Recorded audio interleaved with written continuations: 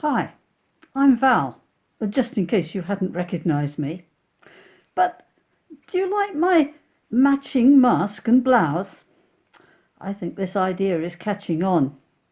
Very soon, colour-coordinated masks will be the best-selling must-have fashion accessory in the shops.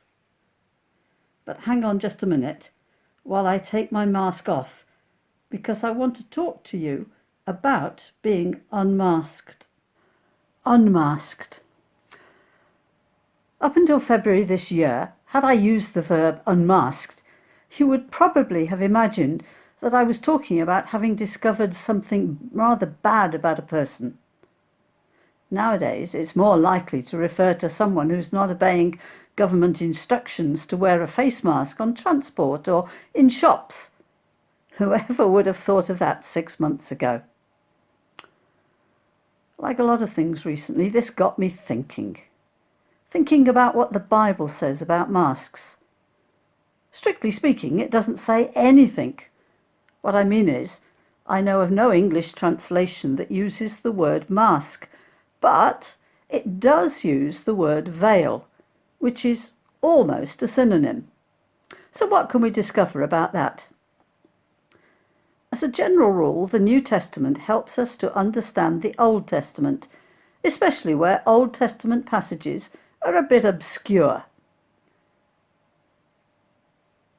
But also, where New Testament passages refer to ancient Jewish customs and culture, the Old Testament can help us to understand the original historical context.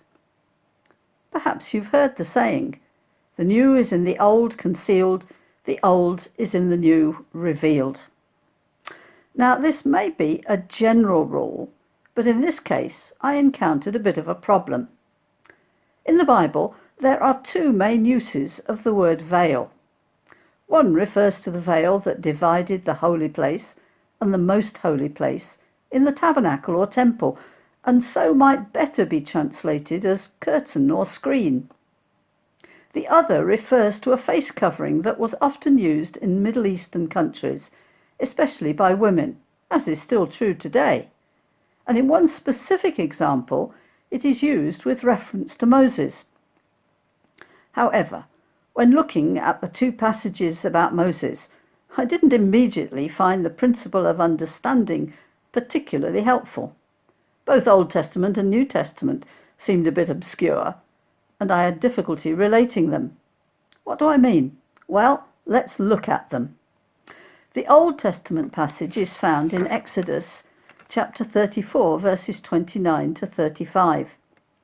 The backstory is that Moses had led the Israelite people out of slavery in Egypt and across the Red Sea, and they'd arrived at Mount Sinai, where they stayed for some considerable time.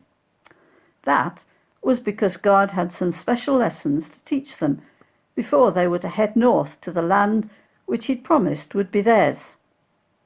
Accordingly, Moses used to climb the mountain and meet with God to learn what he had to tell the people. It's at this point that we read that Moses put a veil or mask over his face. What had happened was this. When Moses had spent time with the Lord, his face shone with the glory of having been in God's presence. And when the people saw this, they were afraid. So it seems that the reason why Moses put the mask on was because the glory in his face gradually faded until he went back to meet with God again. And he didn't want the people to see the glory fading away, to see that it was not permanent. In other words, Moses put on a mask essentially for the sake of the people. Does that ring a bell today?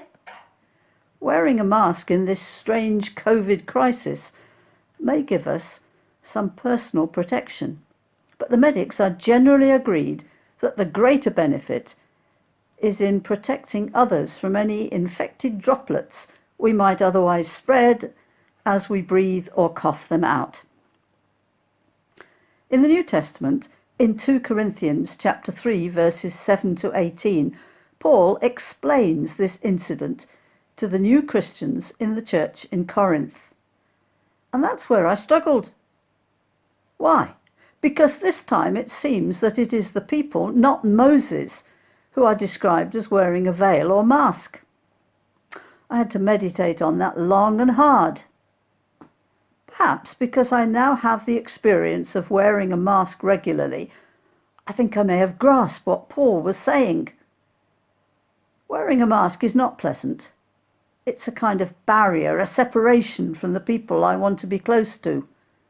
Wearing a mask hurts my ears, makes my glasses steam up, and it's something difficult to see, sometimes difficult to see clearly when I'm wearing it. Paul continued with his explanation. In the time of Moses, apart from Moses himself, the people only had a limited knowledge of God. It was as if there was a mask or veil that stopped them seeing the full picture of God, and Paul, using figurative language, described this as a mask covering their hearts rather than their faces. Finally, Paul got to the crux of the matter, the unmasking. He made it clear that the coming of Jesus Christ into the world makes all the difference. When we turn and look to Jesus, it's as if the mask has been removed. At last we see clearly what God is really like. We understand all that God, through his Spirit, has done for us. And we can keep on looking to him without any danger of the glory fading. It's here to stay. And better still, as we see God's glory, it begins to rub off on us, and gradually it gets brighter and brighter as we let him change our lives to be more like him. Just one final thought brought me back to my original discovery of two apparently different uses of the word veil in the Bible. Perhaps, after all, they're not so different.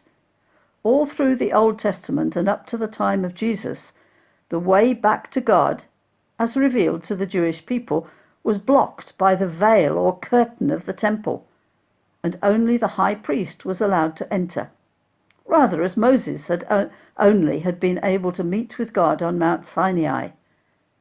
But when Jesus died, this curtain was torn apart, and the way back to God was opened up once and for all, for everyone and forever.